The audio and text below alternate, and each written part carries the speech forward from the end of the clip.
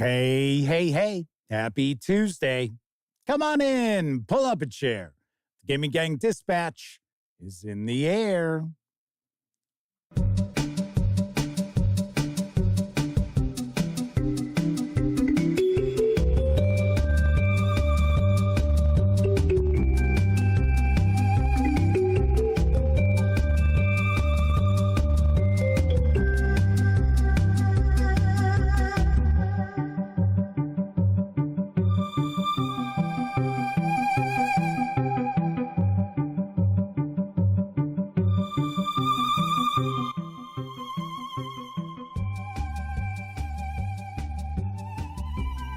Howdy, gang, and welcome once again to the Duct Tape Studios. I'm Jeff McAleer, your host, here at the Gaming Gang Dispatch, brought to you by, amazingly enough, thegaminggang.com, of which I happen to be the founder and editor-in-chief. So welcome aboard, everybody. Tonight is Tuesday, June 4th, 2024. This is live stream number 1064. A lot of fours floating around there tonight. If you're not overly familiar with this show, let me point out, super casual. Just hanging out, talking about the latest in tabletop gaming news and sharing some thoughts about things related to our hobby. Now, tonight, a little bit different because I am going to talk about 10 science fiction authors who I feel will inspire game masters of just about any make and model. So it's not necessarily a topic related specifically to the hobby, but it's adjacent, I guess I will say. So if you're not familiar with the show, it's just hanging out, having fun. We are certainly not engaged in any sort of mental heavy lifting, that is for certain. Now, of course, when you're not watching videos on the Gaming Gang channel, be sure to visit thegaminggang.com for all the latest in tabletop gaming news, reviews, and a whole lot more you are not going to find here on YouTube. You know the drill. Get your geek on at thegaminggang.com. Also, very recently, I uploaded some new videos, such as an unboxing and first look at Epic Encounters Palace of the Drow Queen. So I actually shared 3 videos of various Steam Forged Games releases, which are arriving this month. And I kicked off Small Publisher Month here at the Gaming Gang by sharing my review of Harnmaster version 3.5 from Columbia Games. So if you have not checked those videos out, by all means, please do. And of course, because this is a live stream, there is chat available. It's not on screen. It's one of the ways I keep some of the more unusual commenters at bay. And you must be a subscriber to the channel for at least an hour before you can take part in chat. Yet another way that I keep some of the more unusual commenters at bay. But if you want to say howdy, maybe get a question, a comment, by all means, chime in. I will do my best to respond. When I start talking about science fiction authors, by all means, share your favorites as well, because I'm only sharing authors that I have read quite a bit of. So there are many science fiction authors out there who are deserving of a mention. I just haven't read a bunch of stuff, if sometimes anything, from them. All right, let's see. Who do we got in chat tonight? First out the gate is Tessie Trekkie, Tesco Love, Chris Burkett, W. Forge, Keithulu, Kathy Evans, our good friend, the Madman, one of our chat moderators, is also with us, as is Pete Drakulich, Melwinius from York, and very possibly the lovely and talented Miss Sarah D.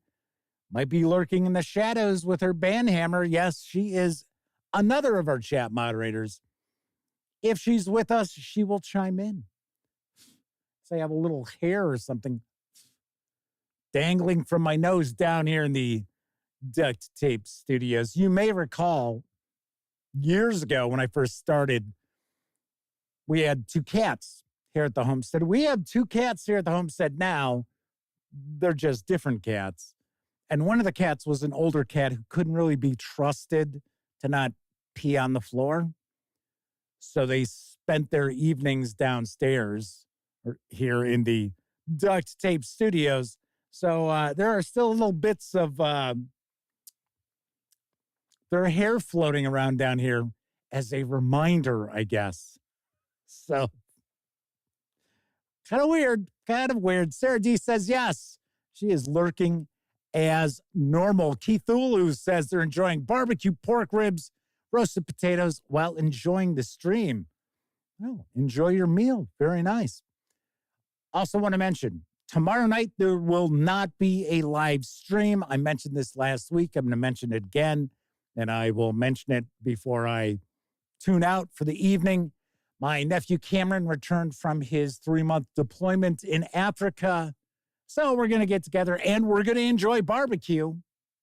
Even though I don't happen to be a fan of barbecue, we're going to have a get-together with family and his friends and things like that. So I promised I would go. So no show tomorrow, but I will be back on Thursday. Cthulhu says, or points out, I hope the Duct Tape Studio has a wood or laminate floor. Now, this is unfinished down here. Go back to, what is it, the 500th live stream? Is that the one where I show a bit of a behind-the-scenes video?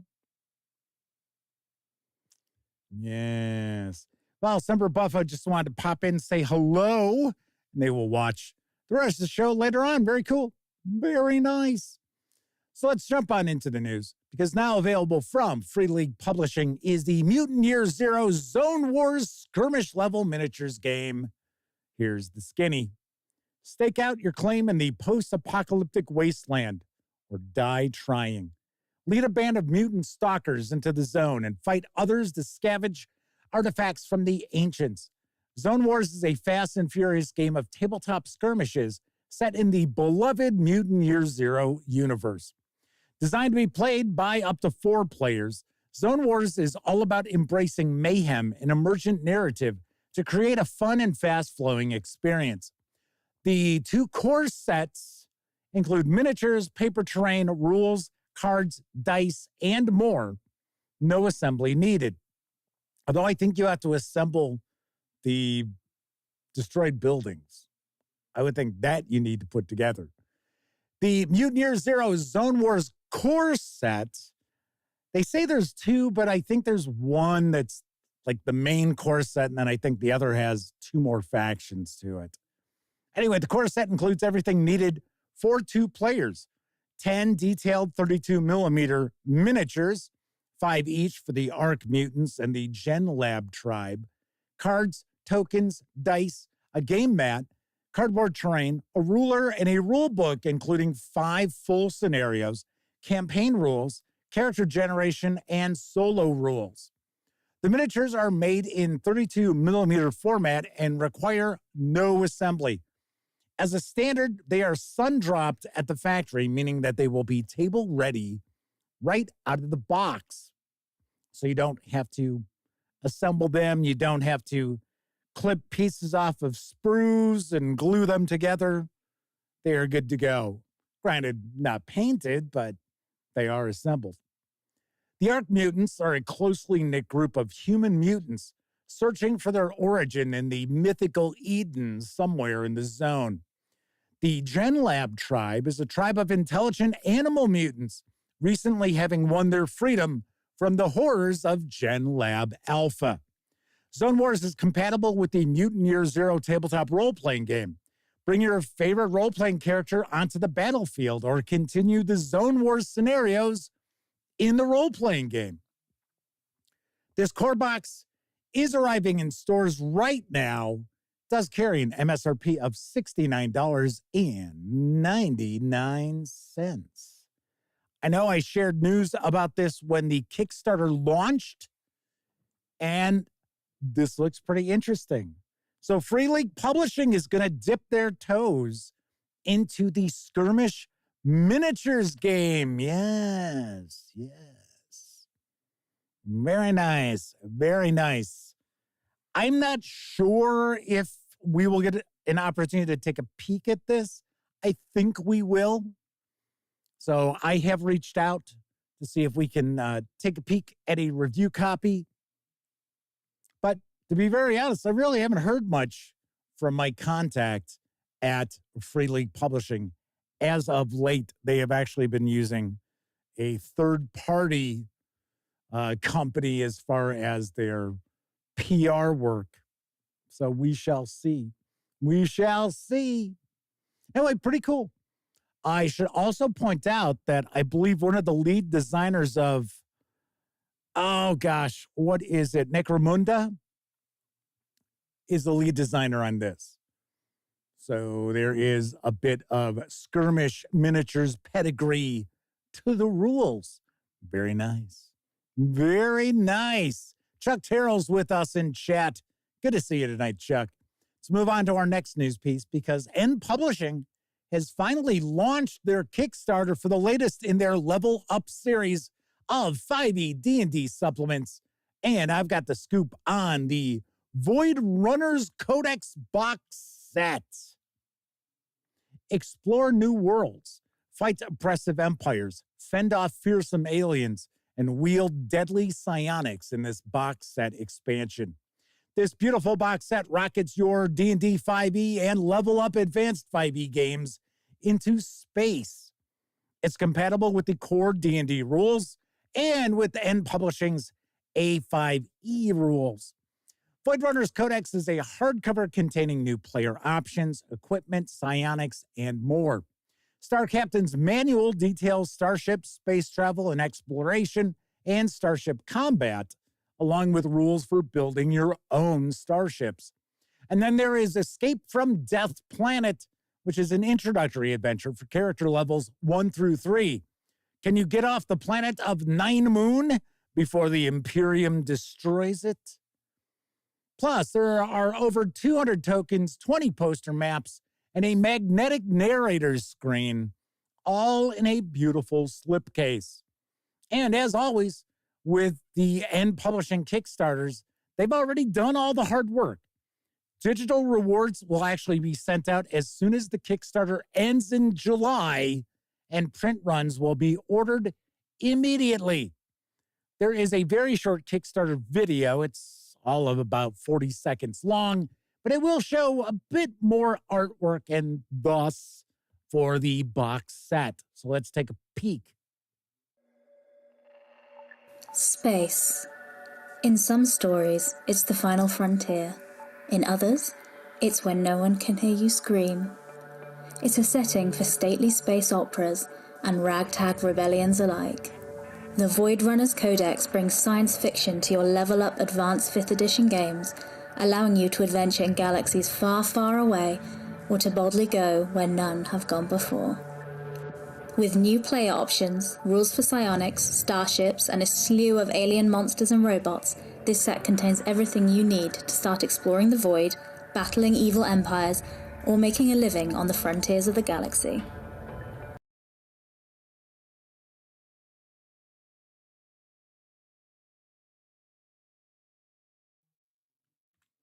Void Runners Codex box set contains 3 books. Void Runners Codex, Star Captain's Manual, and Escape from Death Planet, plus that magnetic GM screen, a token set, and printed maps. Now, this project funded within its first few minutes. You can reserve a copy of the box set for a pledge of approximately $141 because it's over in the UK. That's why I say approximately. Or score just the PDF of this set for a pledge of approximately $52 through July 4th. What? July 4th, our holiday? I always have to chuckle when something that originates outside the U.S. falls on like one of our holidays. It's like, oh, well, yeah, because they don't care. Especially the Brits. The Brits really don't care about 4th of July. So the digital releases are going to arrive right after this project ends. And of course, the physical copies will not be available immediately. No, they are expected to ship next February. I do know that the Level Up Advanced 5e Dungeons & Dragons rulebooks are pretty well received. They are pretty popular. And I should also mention that there is a pledge level with this Kickstarter that allows you to get all of those previous Level Up books. I think they're in print. I don't think it's a PDF bundle. I think it is a print bundle. Will GM for Food is hanging with us tonight. Says, it looks good, but all my science fiction is either cyberpunk, traveler, or Robotech. Cool. Very nice. Very nice. Pete Strakulich asks if this would kick Spelljammer's arse. The latest edition of it? I wouldn't think it would have to try very hard, probably, to do that. Just like if we're going to mention D&D, I have heard whispers that the new D&D book is not very good.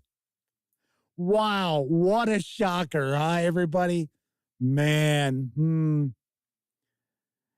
what can I tell you? What can I tell you? Yes, I think it is official.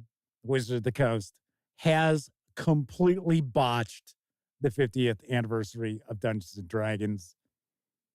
I think you would have to be a complete apologist to say anything different. But we're not talking about D&D. We're talking about Level Up. Completely different. Just happens to use those core rules from 5e Dungeons & Dragons. Moving right along, the Inze fantasy setting has returned for the Castles and Crusades role-playing game. And here's the latest from Troll Lord Games. Before aught, the dragon Inza existed. In the vast emptiness, Inza grew restless and wroth and began to spin upon herself. Such a violent thrashing and churning did this become that the dragon ripped a shred from the fabric of nothingness. And from this hole, all manner of energy and matter spilt onto the universe, or into the universe, in a savage, churning vortex, the maelstrom. Inza twirled about the maelstrom for ages untold as time and space and matter and energy were cast off into the universe. Thus, the beginning of worlds. Welcome to Inze, the Dragon's Crucible campaign setting. Inze is a primer for a savage world of dark design, a land forged by the rage of a dragon, a land both harsh and cruel, where life is short and brutal and only the very strong or the very lucky survive. This is a fantasy campaign setting with everything you need to know to get started in the world of Inze. With her extraordinary mythology to the lands of her sprawling continent, the peoples who walk the darkened forests and high mountains, and the lords who rule them. This bundle includes all the core material you need to get you and your players playing in the world of Inze. The Dragon's Crucible primer provides all the information you'll need to immerse yourself and your players in this amazing setting that includes observations, notes, and commentary of Photius the Fishmonger, deceased, on the world and its people, and includes a 12-inch by 18-inch full-color map of the world of Inze. Also included the supplement, The Dragon's Crucible, the Epistolatory, a must-do supplement of more information, and finally 5 adventures to round out the whole Inze experience at your table. It's kind of language seems a little off with this. The bundle includes Inze, the Dragon's Crucible primer, the Dragon's Crucible, the Epistolary, that's what the word should be, Castles and Crusades T1, or no, maybe it's, I think it's I1, Death in the Treklant, Castles and Crusades I2 by Shadow of Night, Castles and Crusades I3 Beneath the Black Moon, and Castles and Crusades I4 Grafenvold Travails, and I5 Den of Iniquity. You can score this physical bundle, which you're actually going to be taking a peek at right now, for an MSRP of $105.99, or you can grab just the PDFs for $52.99. Very nice. So these have been out before, but I guess they were out of print. I think that is what was going on as far as these releases, that you could get the PDFs, but you could not get the print copies, the physical copies. But now they are available. So there you've got it. Flaming Huron is with us in chat. Our third of our chat moderators, welcome aboard. Roger Perdome is also popping on in. So Will GM for Food says, wow, they're doing something other than Air Day. I think that's how it's supposed to be pronounced. As far as I recall, I'm pretty sure that Tunnels and Trolls has 3 or 4 settings. It's just the Air Day is the main setting that they've released the majority of their content for. Keith Wu says, I-7 Den of Prudery. Sweet. Always like to see some new Troll Lord Games stuff, even though, like I said, I don't think these are new. I just think that they are back in print. There is going to be a new print edition of the 3 major Castles and Crusades books. There's a Kickstarter. It is not started yet. It has not launched. In fact, I'm not sure when the launch date is exactly, but there are indications that all open game license references will be gone, and they are going to address those weird grammatical errors and typos and things like that, which have been sitting in those books for print run after print run after print run. So that might be pretty cool. Alrighty, moving right along. Arc Dream Publishing and Humble Bundle have teamed for an excellent offer featuring the Delta Green role-playing game, and I've got the deets on the deal. This is like nothing anyone has ever understood. This is the apocalypse. Fans of H.P. Lovecraft's Cthulhu mythos, Delta Green is the premier modern-day setting for cosmic horror role-playing, casting players as operatives for a top-secret government organization tasked with keeping the Eldritch at bay. This bundle includes everything you need for endless adventure in this thrilling world. You'll get the Agent's Handbook and Handler's Guide core rulebooks, plus an entire library of source books, adventures, and game aids to keep your gaming group busy for as long as your sanity can handle. Plus, your purchase helps support Covenant House. Now, you can jump aboard this bundle for as little as $1, which is just going to get you some agent dossiers and the evidence kit for God's Teeth. But you can score all 20 PDFs for a minimum donation of, wait for it, $18. And this is through June 22nd. As you can see, the latest large campaign for Delta Green, God's Teeth, is part of this offer. And I've got to point out, if you went to go get that PDF over at Drive-Thru RPG, the PDF for God's Teeth alone is $29.99. You can get 20 PDFs for Delta Green, including both core books and the aforementioned God's Teeth and Impossible Landscapes, Conspiracy, which is awesome.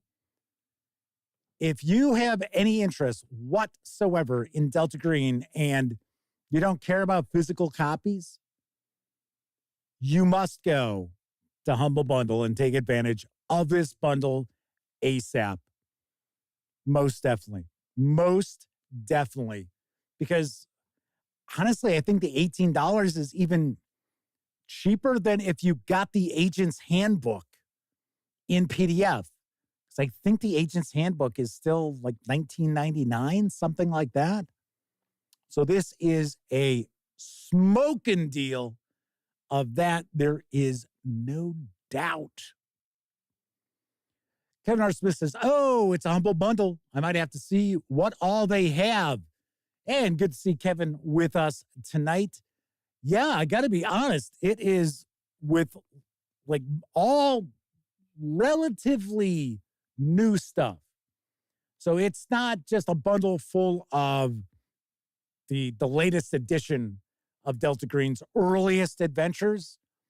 No, it's got loads and loads of newer releases from Arc Dream Publishing. I got to say, I mean, this is a bundle that just simply blows me away what is there. Now, keep in mind, Delta Green is not Call of Cthulhu. Delta Green can be very, very dark, and some of the adventures go into places that you might not want to tread, which is why you have not seen the review for God's Teeth. There you have it. Roll for Combat is with us. Good to see you, Stephen. Asks, which is the nastiest Delta Green adventure? I want to check it out. My players love that stuff. Well, it depends on, what kind of topics. Yeah, because it's always, poking at something, right? That's like, I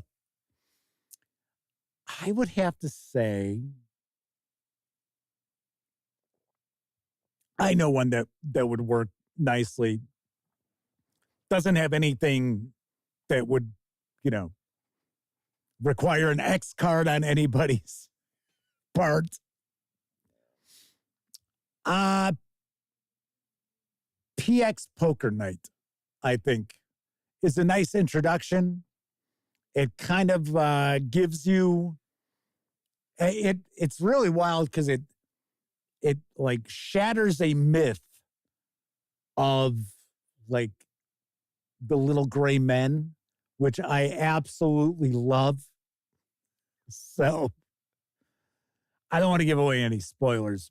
But yeah, I like that. And I think that was it, like the nastiest. No, it's absolutely not the nastiest Delta Green adventure. It is a good, solid adventure, and player characters will probably die. So keep that in mind. Russell Higgins is popping on in. Good to see you. Tessie Trekkie says, Delta Green is an example of content warnings being nice. Well, I'll give you a great example. God's Teeth. This was mentioned previously when I've talked about this. Over at Drive-Thru RPG does not have a preview. And to kick off the sell sheet information there, it is a disclaimer. So Russell Higgins says, Delta Green is too much for me. I'll be the first to point out, I agree with some of the releases. But Delta Green is pointed at a particular market, right? It's a certain style, and it's a game that's most of the adventures are looking to create an unpleasant sort of vibe for your player characters. So what it tries to achieve, it achieves very well. Well, GM for Food says, I start every Call of Cthulhu game as Sir Lancelot, but turn into Sir Robin by the end. Tessie Trekkie says PX Poker Night is one of their favorites. Yeah, I agree. Well, GM for Food says, it could be worse. Could be Lamentations of the Flame Princess. Yeah, I normally don't really cover too much news about that RPG. Although, funny enough, it's got a pretty good core rule book. I do like what they did with a basic expert. But yeah, the adventures and stuff like that, yeah, it's not mine. Not really my bag of tricks. Kabuki Kid is with us. Yes, double K's in the house. Good to see you. All right, let's move on to our final news piece because Modiphius Entertainment has released Legends of Avalon Against the Fairy Queen. Here's the lowdown. The Fairy Queen orchestrates an eons-old quest for vengeance from the eerie twilight of the otherworld. In Avalon, her hidden agents fulfill her bidding in rebellion against clans and gods alike. But the ancient Fae cannot anticipate new heroes who are bold enough to rise against her. Dare you stand against the Fairy Queen? Against the Fairy Queen is a 370-page epic fantasy campaign book full of Celtic mythology, daring adventure, stunning artwork, and new character options for heroes of levels 1 through 10 in both 5th edition and the card-based Celtic tabletop role-playing game, Legends of Avalon. Alongside the tragic legend surrounding King Arthur's mother, Against the Fairy Queen crafts its narrative from little-known Welsh Celtic tales, such as the Great Boar Hunt of Culwich and Olwen, and the Writing Riddles of the Son of Lidir. I know I mispronounced those. And the Journey of Redemption for Peredur, the son of Eflog. Features of Against the Fairy Queen. Explore the Celtic-inspired clanlands of Avalon in this branching 15-part campaign. Your heroes will slay beasts in a mystical hunt, embroil themselves in royal politics, strategize daring heists, encounter unthinkable horrors, and finally stand against the Fairy Queen in an otherworldly dungeon delve. It adds new legendary paths for Legends of Avalon's humble professions, including the true name manipulating Enwir and the BattleBot crafting Automafacer. I don't know why they... Automafacer, or I don't know. Automafacer, Mafacer. As well as 5th edition character options for all 15 legendary paths, including the Fey-Touched and the Gladiator. Delve into lore overviews of the 5 Valley clans, the Raxian invaders, the Fey families, along with 40 short stories and poems inspired by Celtic tales, such as those found in the branches of the Mabnagi. Why are you hitting me up with all this stuff in your cell sheet? Come on. Can you just make it easy on me? Historia Regum Britanniae and the Fairy Queen. It includes full-color maps, 50 NPCs, 30 Celtic-inspired monsters, 25 magical items tied into the adventures, and 5th edition adaptations of 5 Legends of Avalon systems. Parley, Fate Cards, Stealth, Journeys, and Monster Tells. The 370-page Against the Fairy Queen hardcover with PDF carries an MSRP of $60, or you can grab just the PDF alone over at Drive-Thru RPG for $30. So as Kevin R. Smith is pointing out, which I wasn't aware myself, this was when I shared news of this on the horizon. I thought Legends of Avalon was a 5e built game. It is not. As Kevin R. Smith points out, it is actually based on a deck of cards. So every player needs a deck of cards. So it is powered by playing cards. Kind of cool. Kind of cool. Kevin King is with us tonight. Welcome, Kevin. Good to see you. All right, that is it for the news portion of the show tonight. Of course, I was just talking about Drive-Thru RPG. Don't forget, the Gaming Gang, thus the Dispatch, is affiliated with the One Bookshelf sites. So if you're going to visit Drive-Thru RPG, Storyteller's Vault, Dungeon Masters Guild, Wargame Vault, what have you, please stop by thegaminggang.com first. Click on one of our banner ads, That way, if you happen to make a purchase, I get a small portion of that sale. And all those nickels, dimes, and quarters really do add up and help keep thegaminggang.com around from month to month. No joke, it seriously does. It pays for the website pretty much every month, and it has for the past few years. Knock on wood. So thank you very much for that. Also, if you like this video, if you like the video, if you dig the channel, if you find thegaminggang.com to be a valuable resource, hell, if you just like what we do, by all means, please stop by paypal.me/thegaminggang and make a small donation. Hell, you can buy me a 2-liter bottle of soda.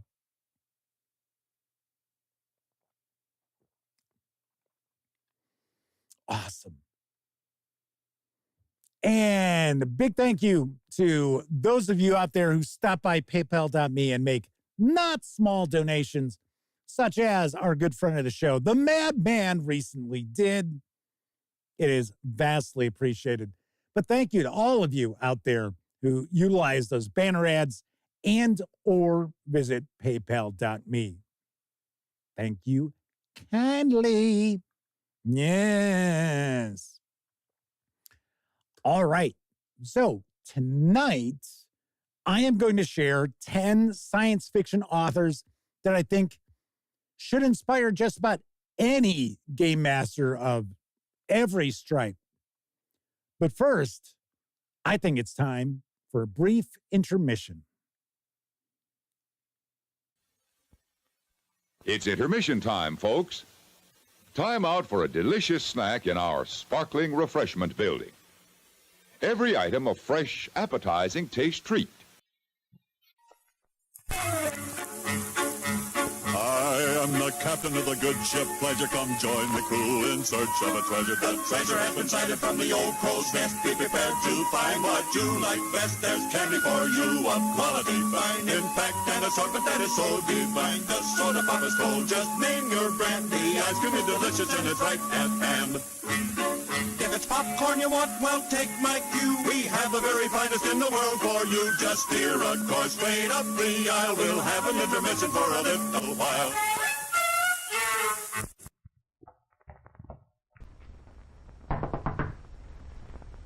And what can I do for you, little man? Hey, watch that little man stuff. I'm very sensitive about my height. Well, I only called you little man because I don't know your name. You want to know my name? Ask! All right. What's your name? Shorty. And I want to buy some candy. Oh, may I suggest? Yeah, hold the sales talk. I know what I want. Oh, I was only going to suggest Chunky, the finest bar of milk chocolate you can buy. Yeah, I'll take a Chunky. Chunky, it's filled with crunchy cashews, sun-ripened raisins, and Brazil nuts. I'll take a Chunky. And only Chunky has that extra special chunky shape, extra thick for extra flavor. All right, Gabby, release the merchandise already. Chunky. What a chunk of chocolate.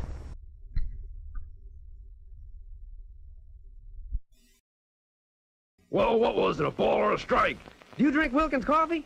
No. Steel rank 3, you're out.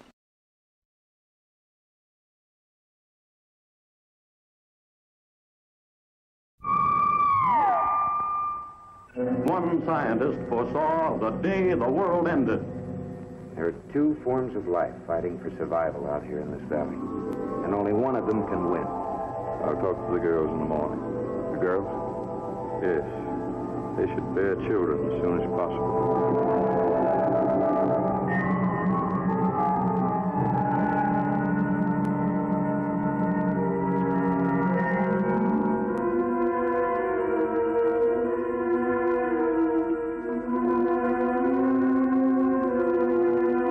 But being a scientist, he did not consider human emotions. No one takes my gun. Tony, look out! He did not know about the uninhibited exhibitionism of a striptease dancer. He'd forgotten about the power of love and knew nothing about the vicious force of jealousy. Nothing ever come easy to me. Don't touch me. I can't stand you. Tony, let the little girl go. But more thrilling, more exciting, more mystifying is the monster. The mutation by atomic energy, part man, part beast, salaciously watching women as they bathe. A monster such as the eyes of man has never before seen. Killing one by one each of the few living men, hunting out the most beautiful of the remaining women to take as his mate.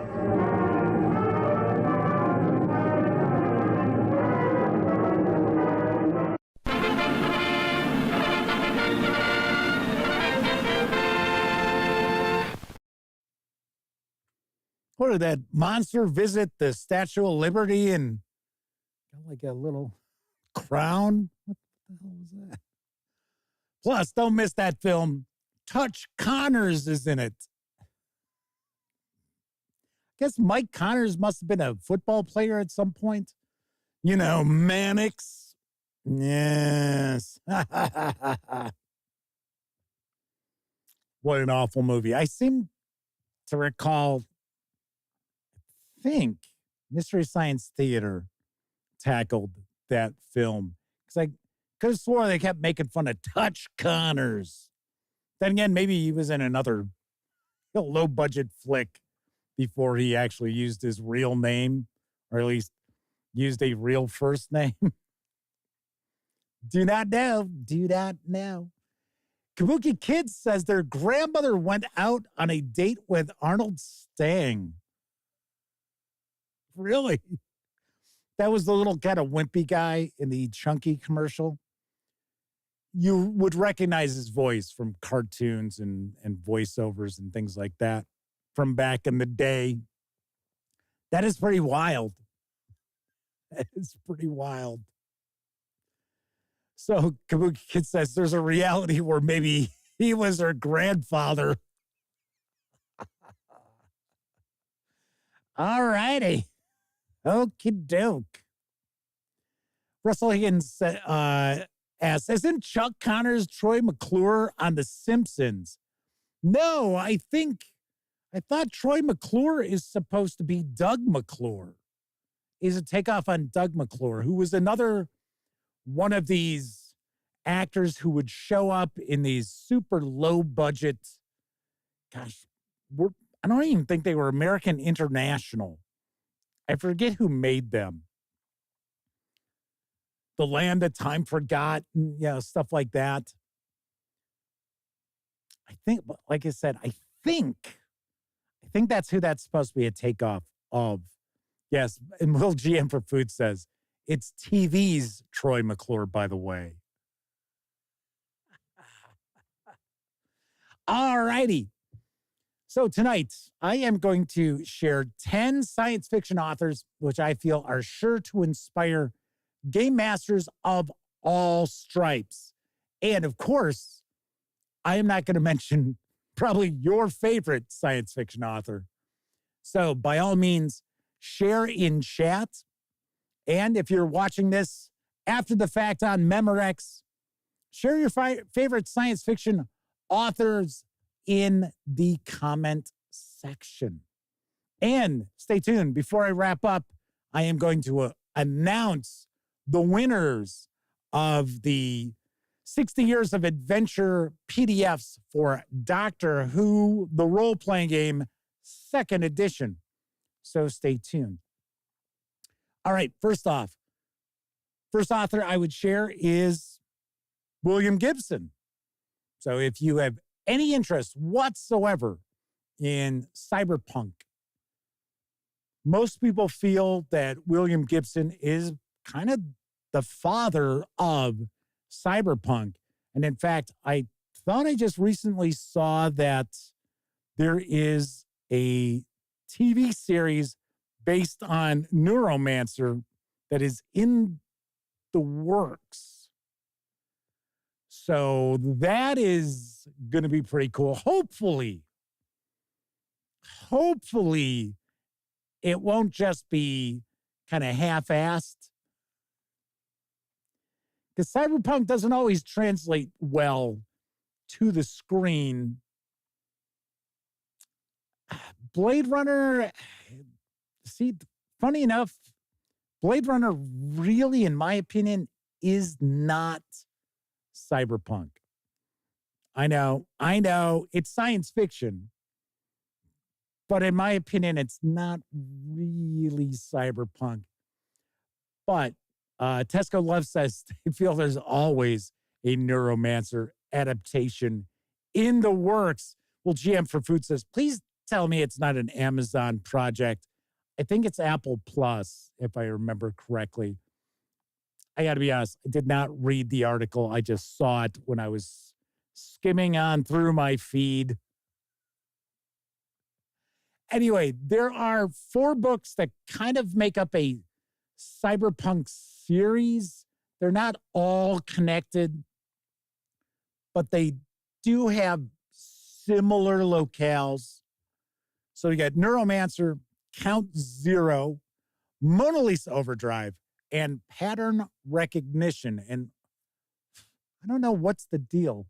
It's like, am I not getting this little hair off my nose? Is it just kind of floating away and then coming back? I don't know. Keithulu says they've read Arthur C. Clarke the most. I have not. I got to be honest. I think off the top of my head, I've only read one Arthur C. Clarke book. That's why they are not on this list. He is not on this list. So, yes. So Roger Prudhomme is throwing out all of his favorites. And just taking a quick peek, 2 of them are in my 10. So there you have it. There you have it. So once again, William Gibson. Then you've also got, if you're looking for, and this isn't one of the 10, but if you're looking for some good cyberpunk, John Walter Williams, wasn't that his name or is his name? I think he did Hardwired, which I believe was a series of short stories, if I remember correctly. Next up, we've seen 2 movies. There's supposed to be a 3rd movie. Yes, I'm talking about Frank Herbert, author of Dune. And I will also mention, if you're going to read Dune, I would jump off. I would hop off around after book 3, maybe 4, because then it gets really fucking weird. I've not read it all. I have gotten synopses of the Dune series, which eventually was written by his son and another author, which was like, what? Walter John Williams, thank you. That is it.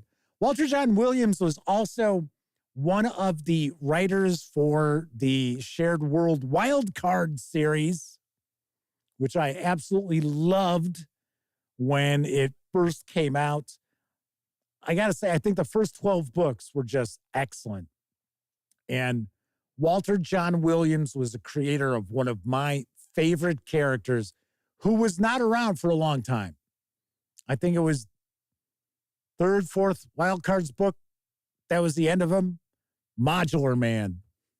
Always liked that character. One of my favorite Wildcards. So Frank Herbert's Dune, it is a must read. It is, I liked like I said, I liked the first 3 books. World building is excellent. There you go. Kevin R. Smith is saying great world building. Not sure he had a lot of inspiration for adventure design. No. So as far as inspiring game masters out there, this is not just to inspire you for adventures. These authors should also be able to inspire you for your world building as well. So I'm not looking at, you can base adventures off of these books. Some of them you can, some of them you can't. There's even an author that I'm including, which I absolutely love. But I can't really imagine creating too many stories based on his tales, as well as even like the world building. The reason why I included him is because out of all the science fiction authors that I have read over the years, and I'll be the first to point out, I tend towards fantasy more than I do science fiction, which is funny because as a kid, I started with science fiction and then experienced fantasy with like Michael Moorcock and J.R.R. Tolkien and, of course, Fritz Leiber. But the final author I'm going to share, I'll explain why when we get there. Next up is John Scalzi's Old Man's War. Gotta say, if you enjoy space opera, you really want to check out this series of books, because essentially what it is that Earth is at war with these aliens. And of course, humanity has gone out and looked to colonize other worlds and things like that. So we're getting pushed back on by these aliens. So what they start doing is at the age of 75,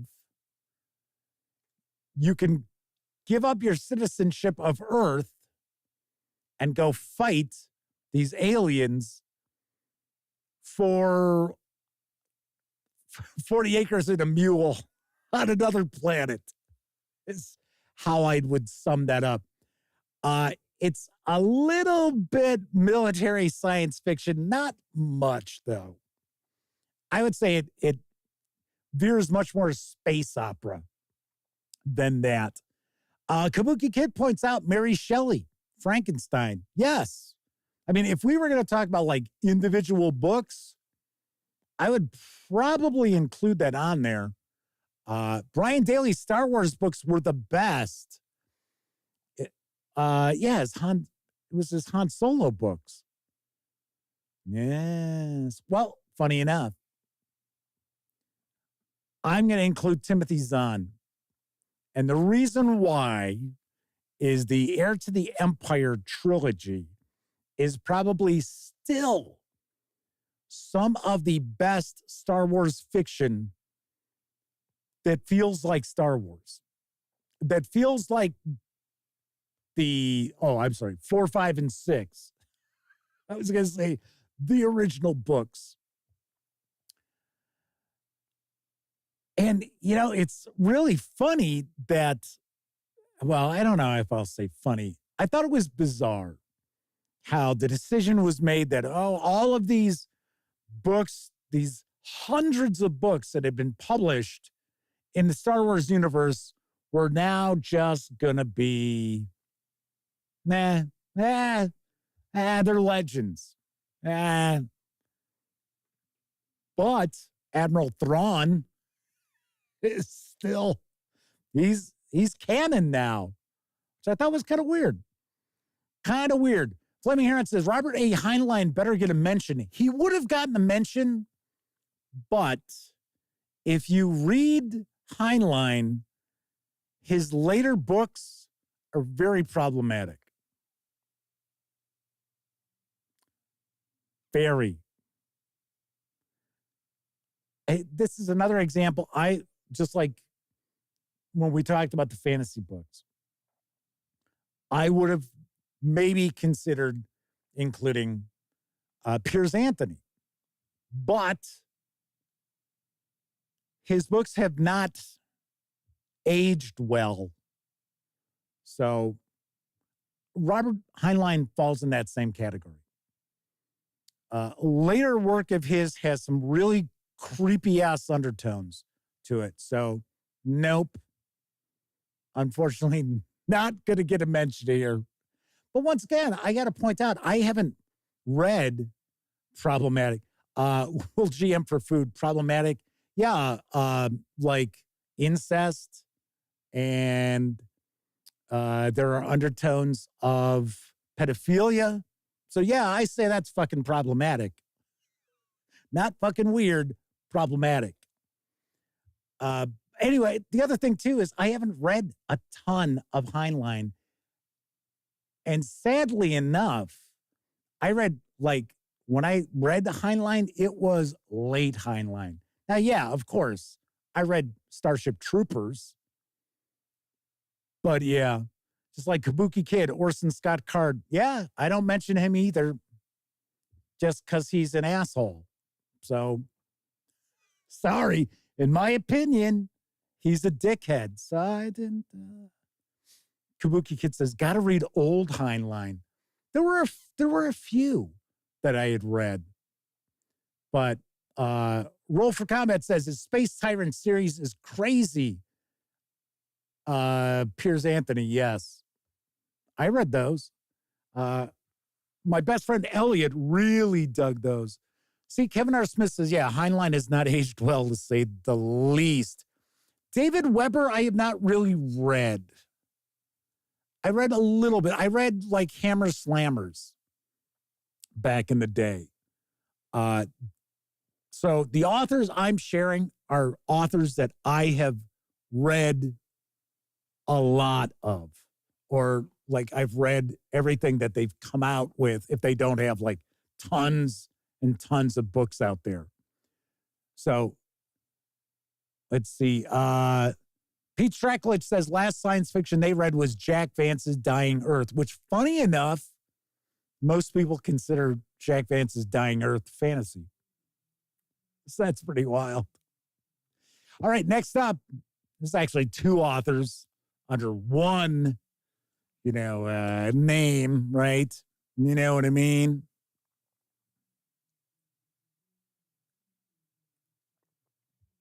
Single pen name. Two authors, yes, James S.A. Corey. The Expanse is excellent. The Expanse is an excellent series. It's a little space opera.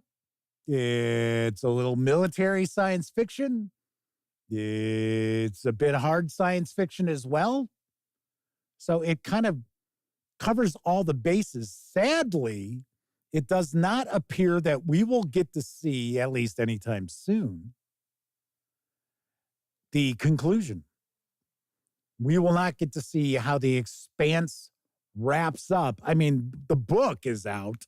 In fact, I think James S.A. Corey has a new series they just kicked off with a new book that came out, which I have not had an opportunity to check out yet. I will probably grab the audiobook if I get an opportunity. But really excellent TV show as well.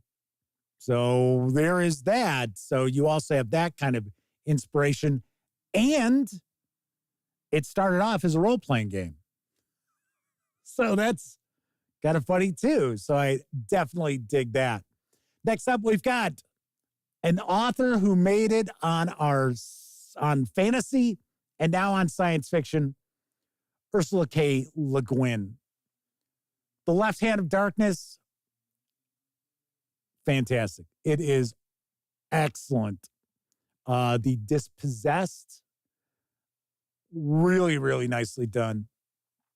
And Ursula K. Le Guin does get into topics which I think right now are, pretty contemporary. Gender, freedom, morality, power, all of those things. And just a damn fine writer. Probably, in my opinion, well, I don't know. Maybe I don't want to say that. I was going to say possibly the greatest female science fiction fantasy writer of all time. Maybe not. Maybe I don't want to go that far, but excellent. Kabuki Kid points out Harlan Ellison was a great writer. Yes, I almost included Harlan Ellison. I haven't read enough Harlan Ellison to really say, oh, yeah. And yes, Kabuki Kid points out he was supposed to be a bit of a lunatic. Yeah, he was pretty wild. There was a documentary I remember seeing a few years back. In fact, it came out when he was still alive. And for some strange reason, I want to say that Neil Gaiman was involved in it. Maybe he did like the voiceover or something like that. And on one hand, it was like, it just showed the genius of Harlan Ellison. And then it also showed what a petty prick he could be about stuff. So, kind of weird. Russell Higgins asks, is Jeff's list written down somewhere? Just on my teleprompter. That's all. Kabuki Kid says they used to always watch Ellison when he was on a talk show because it was always a trip. Steven says they met Harlan Ellison many, many, many times, and he was totally insane, but in a good way. Nice. Kabuki Kid points out, loves Neil Gaiman, one of her all-time favorite writers. I agree. I like Neil Gaiman quite a lot. Although I will say his foreword to the first volume of that new Michael Moorcock collection of Elric of Milna Bonet is fucking bizarre. It's like super bizarre. It's like, what's going on, man? What the hell's going on? All right. Next up. I don't know, how many people are going to really be familiar with his work. I would think some of you will. Joe Haldeman, The Forever War, just fantastic. The sequel to it, I believe, if I remember correctly, it's Free at Last. Excellent. Off the top of my head, I think Joe Haldeman might have more Hugo awards than anybody. I mean, he's got loads of Hugo awards. Kabuki Kid says Elric was always sort of bizarre. Yes, Michael Moorcock's kind of a bizarre cat too. So possibly, but it's one of the things that hooked me on fantasy. The Elric books. I remember going and getting the little 180-page soft covers at the used bookstore in their little science fiction section. But yes, Joe Haldeman, excellent science fiction writer. If you have not read The Forever War, highly, highly recommend it. And also, some of his stuff kind of skews a little towards military science fiction, but not a ton. Not like, say, David Weber would be. Next up, Kim Stanley Robinson. Yes, this is more hard science fiction for the most part, but the Mars trilogy is just excellent. Absolute classic, where it's over centuries that Mars gets terraformed. And as far as the world building to it and the logical progress that's made in the terraforming, really, really nicely done. Kim Stanley Robinson tends to kind of skew towards hard science fiction with more of the thoughtfulness of science fiction as opposed to the pew, pew, pew, pew, pew science fiction. So there's some discussion of Neil Gaiman having a comic book that was Harry Potter before Harry Potter. Yeah, Will GM for Food says. And Elric isn't even Moorcock's weirdest stuff. Now, I think his Jerry Cornelius stuff is a lot more bizarre, to be honest. Books of Magic, there you go. I never checked those out. I gotta be honest. Michael Burrell is with us. Says, I couldn't finish the Mars trilogy. It just didn't pull me in, and I didn't like the characters. I got up to all the way to Blue Mars and dropped it. Yeah, I could see that. I could certainly see that. Just like I tried, first of all, I tried reading The Three-Body Problem, and then I tried listening to an audiobook of The Three-Body Problem, and I just gave up. And then, of course, the Netflix series came out probably a couple of years after I tried reading The Three-Body Problem, and I thought it was excellent. I thought it was great. I enjoyed it a lot. So, all right, second to last. And these are in no order, just as they popped in my head. And this is probably something that I don't know.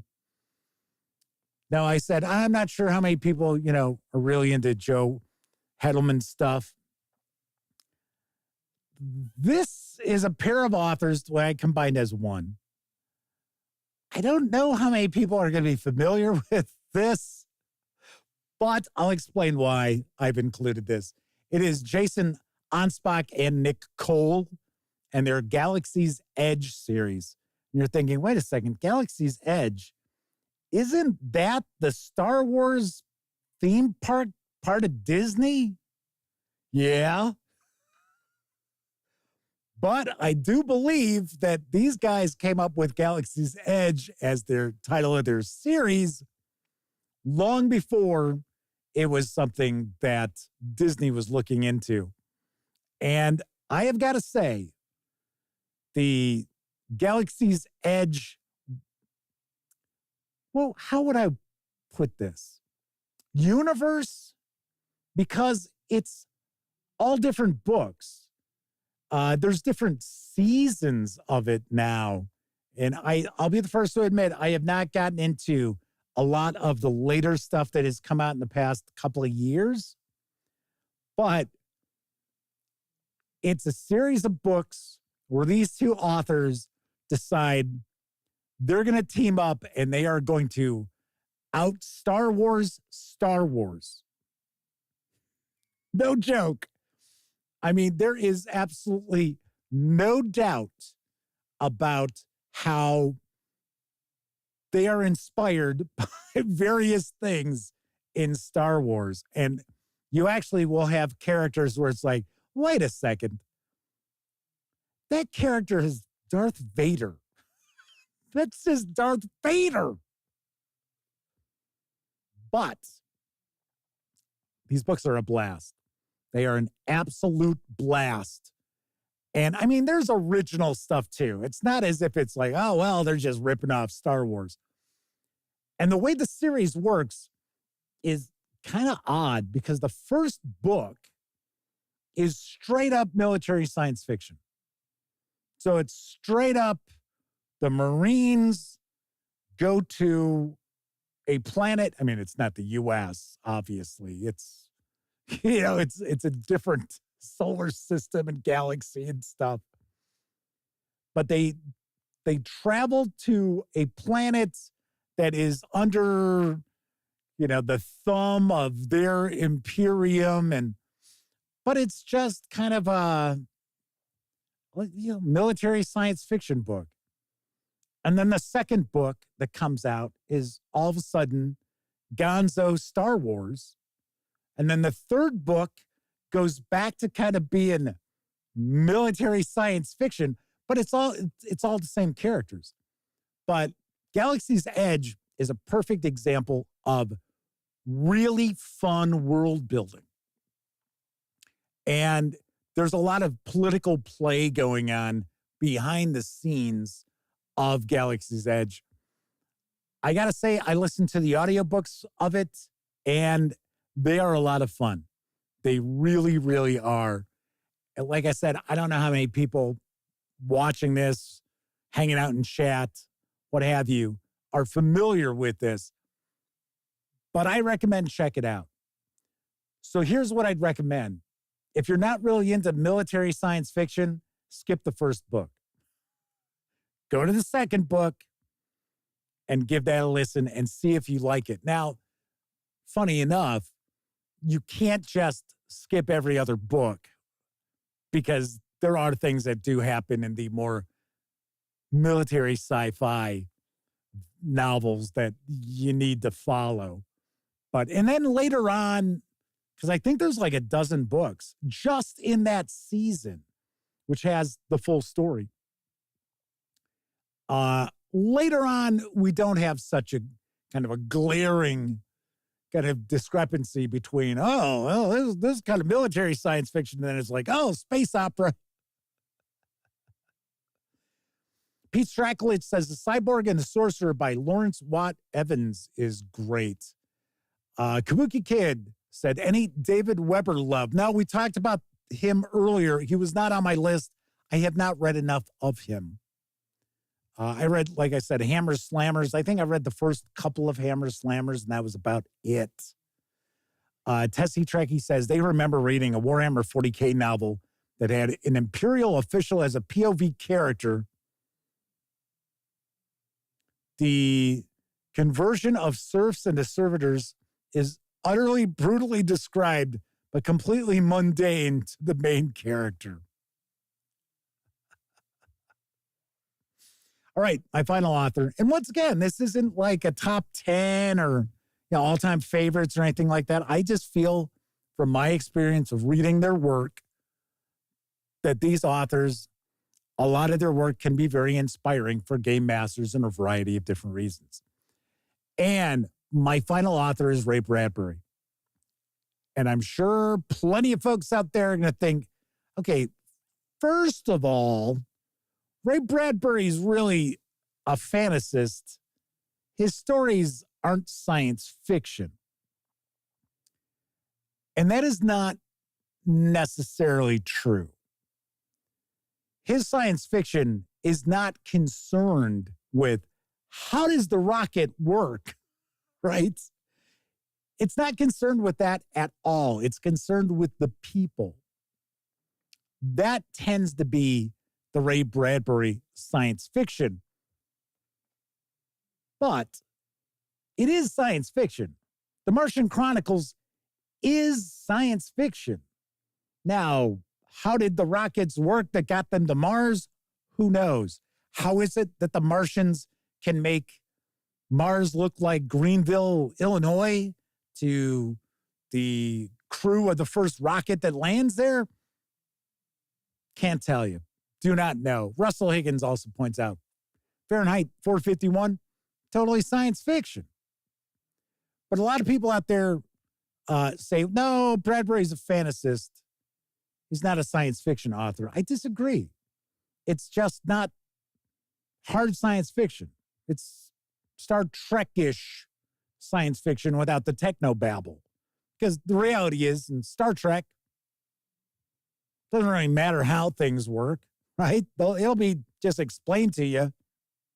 It's like Star Wars science fiction. Anybody ever explain how, the Death Stars move around? How did the Death Star get around? I didn't see any engines on it. Doesn't matter. But what Ray Bradbury's work does for a game master is it inspires you to create a feeling at the table. One of my all-time favorite Ray Bradbury books is Something Wicked This Way Comes. Now, that's not a science fiction book. That is more fantastical, but certainly provides a feeling, a sense throughout. Dandelion Wine.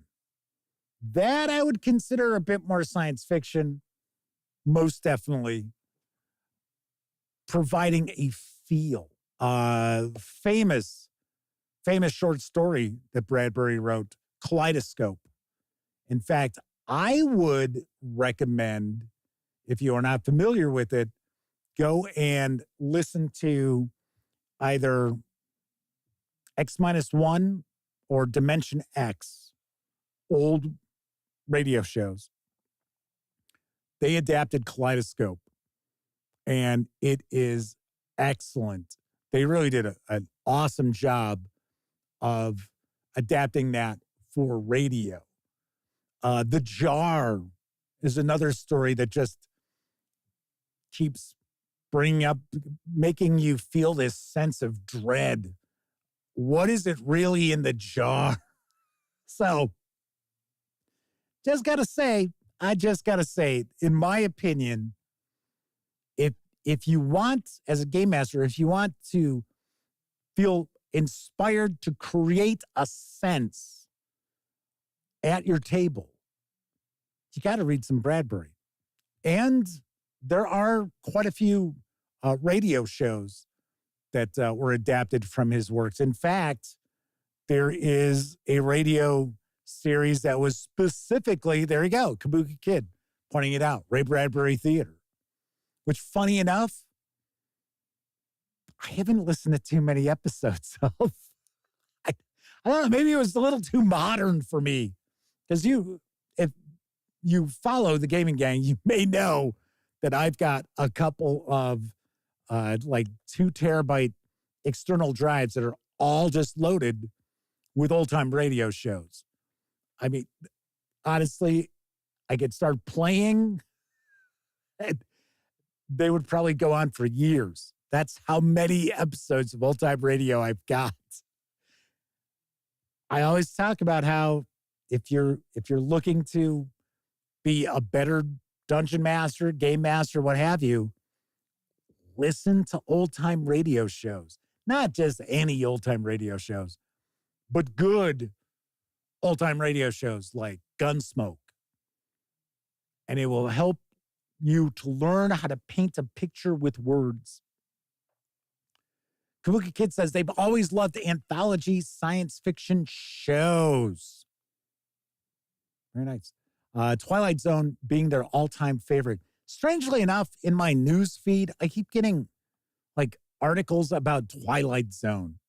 And I'm like, why? I mean, granted, I recently listened to the Twilight Zone book that like collects all these stories about the episodes and do synopsises of the episodes and stuff like that. But it's like, really? It's like, why do I keep getting, and they're like recent articles. It's just, that's what we'll get into this some other day. But I am driven crazy by the various different articles that are out there that are just clickbait or just repeating the same old shit over and over again.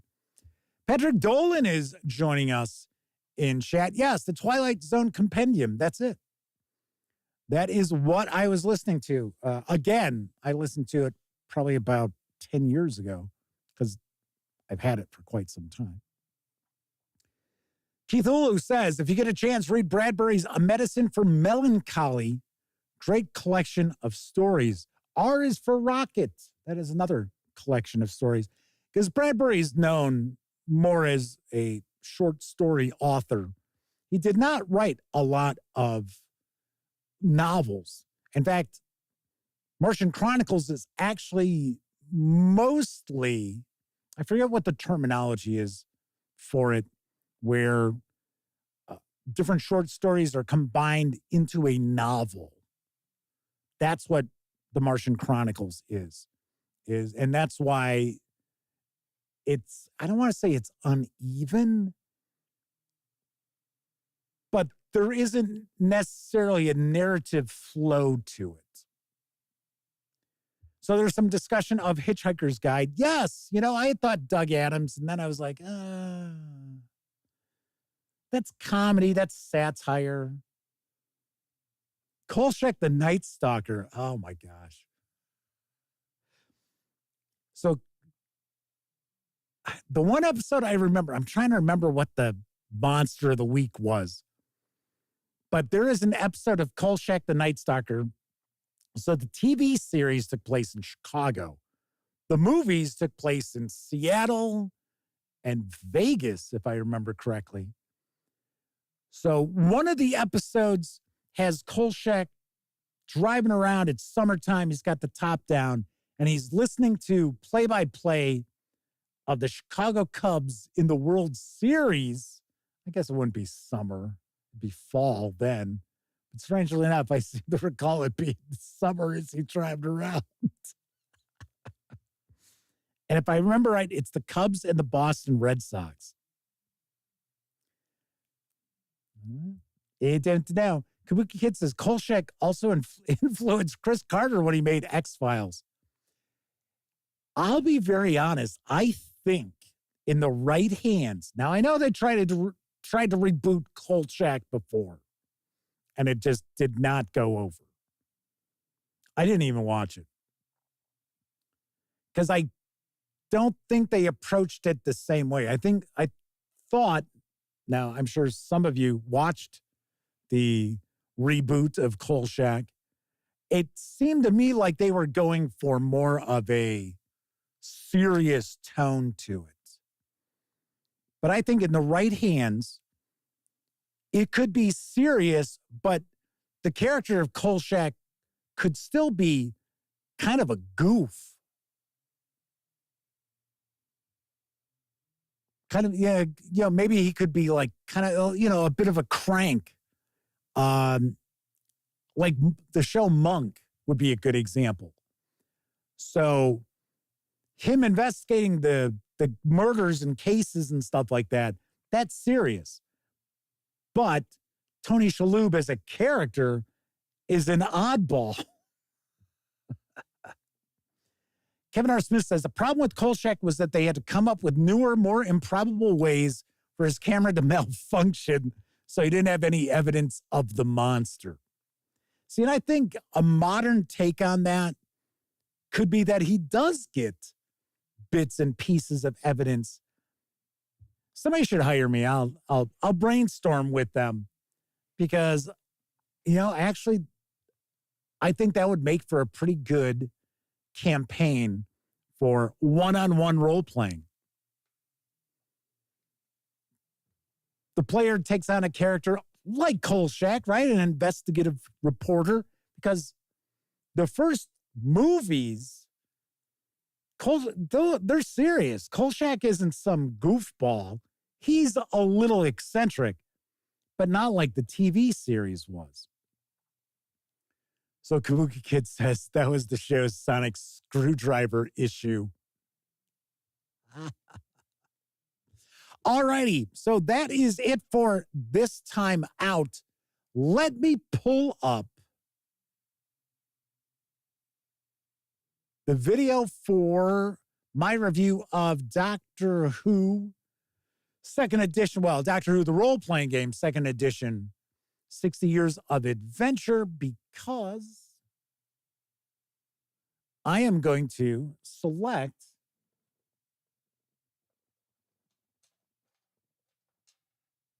all right, so I need some dice here. I'm going to select the winners.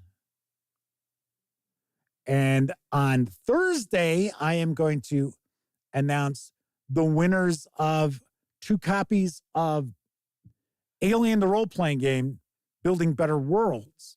So you still have time to jump on in and check out the video to learn how you can get into the running.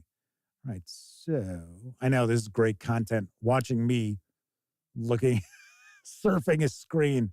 Yeah, that's thrilling. Thrilling.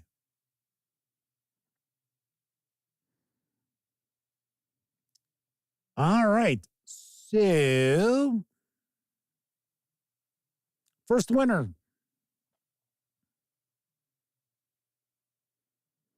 is Tom Mosdale, 4296. Tom Mosdale, 4296. These are the nicknames, the username on YouTube.